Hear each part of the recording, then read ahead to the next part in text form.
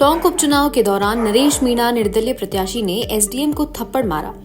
उस मामले के चलते हुए टोंक जिले में हिंसा को पत्रकारों द्वारा कवरेज करते हुए नरेश मीणा के साथियों व समर्थकों द्वारा उनके साथ हाथापाई की गई।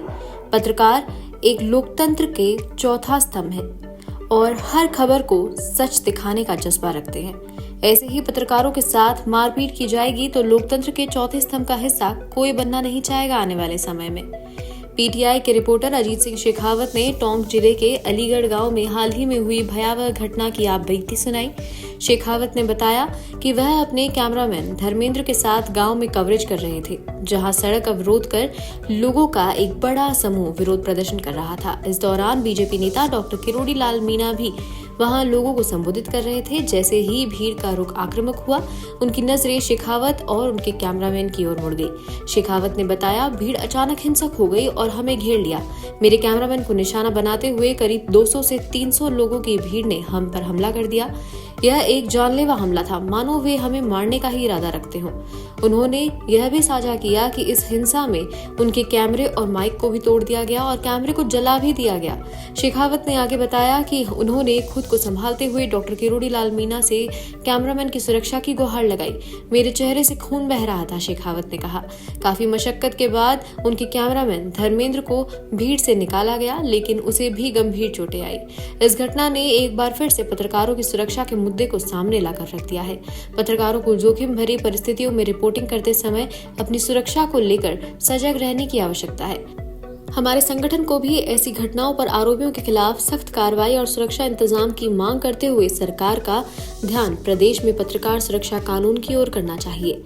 आज इनका नंबर आया है, कल शायद आपका और हमारा भी हो सकता है। मैं आप सभी साथियों से निवेदन करता हूं कि आपसी मनमुटाव से ऊपर उठकर पत्रकार हितों के लिए एकता का परिचय देते हुए कल शुक्रवार को अपने अपने क्षेत्र में रहते हुए मुख्यमंत्री के नाम ज्ञापन सौंपे। आप जिला मुख्यालय पर हैं तो जिला कलेक्टर को ज्ञापन सौंपे, तहसील मुख्यालय पर हैं तो उपखंड अधिकारी को ज्ञापन सौंपे। न्यू जर्नलिस्ट एसोसिएशन के राष्ट्रीय अध्यक्ष गौरव थते, राष्ट्रीय उपाध्यक्ष हरीश आचार्य, उपाध्यक्ष धर्मेंद्र बंसल, राष्ट्रीय सचिव शुभम भार्गव द्वारा संज्ञान लिया गया। मैं और मेरा कैमरामैन धर्मेंद्र दोनों अलीगढ़ गांव था, वहाँ पे जाम लगा हुआ था, ट्रेलर खड़ा करके और लोग जाम करके खड़े थे। हम लोग वहाँ गए, हमारा लाइव भी ऑन था उस टाइम क्योंकि जाम लगा हुआ था और सामने किरोड़ी लाल मीणा बोल रहे थे, लोगों को संबोधित कर रहे थे।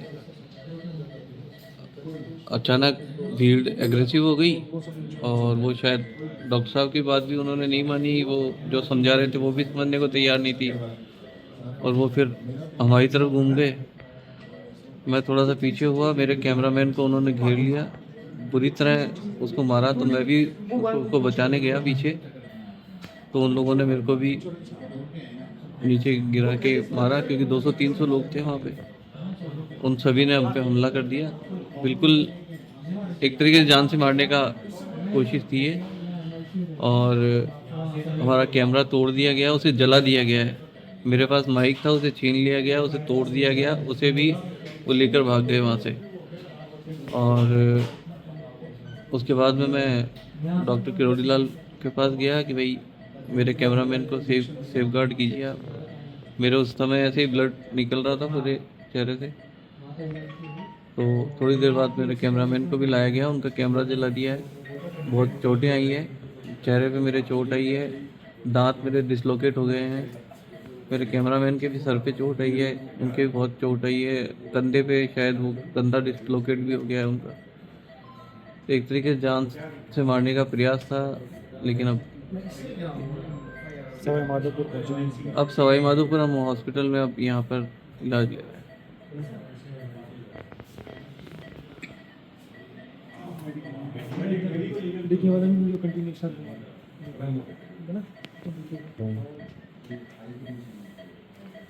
कवरेज पे थे, अलीगढ़ मोड़ के पास बहुत सारी भीड़ थी, लाइव कनेक्टेड था, फ्रेम दे रखा था।